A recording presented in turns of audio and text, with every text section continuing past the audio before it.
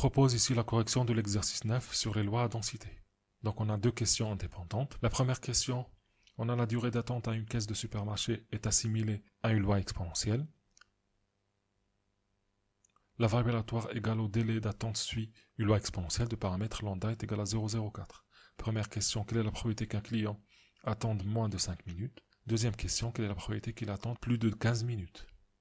Deuxième question, la durée de vie d'un composant électronique est une variable aléatoire t exprimée en jours qui suit une loi exponentielle de paramètre 0,0004.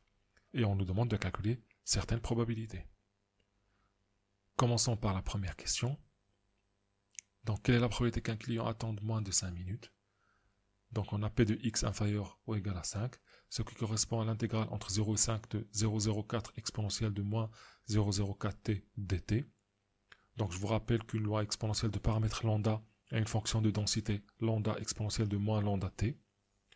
Du coup, ça va nous donner moins exponentielle de moins 0,04t entre 0 et 5. En remplaçant par 5 et par 0, on va trouver moins exponentielle de moins 0,2 plus 1, ce qui fait à peu près 0,18. Passons maintenant à la question B. Quelle est la probabilité qu'il attende plus de 15 minutes?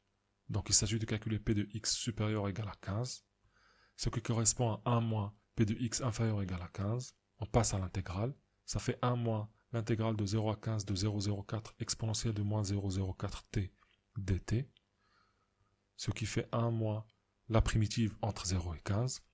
On remplace par 0 et par 15, on va trouver 1 plus exponentielle de moins 0,6 moins 1, ce qui fait exponentielle de moins 0,6, ce qui donne à peu près 0,55.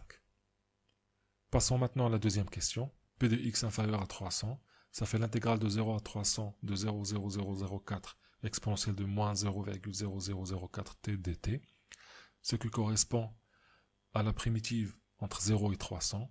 En remplaçant par 300 et par 0, on va trouver moins exponentielle de moins 0,12 plus 1, ce qui fait à peu près 0,11.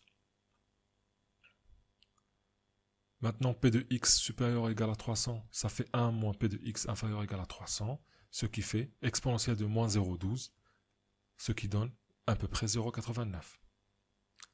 Et enfin, la troisième probabilité, P de t supérieur ou égal à 500, sachant que t est supérieur ou égal à 200. Donc c'est une probabilité conditionnelle, ce qui donne P de t supérieur à 200 inter t supérieur à 500, divisé par la probabilité que t soit supérieur à 200.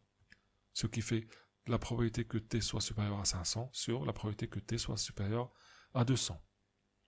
Ce qui donne exponentielle de moins 0,004 fois 500 divisé par exponentielle de moins 0,004 fois 200.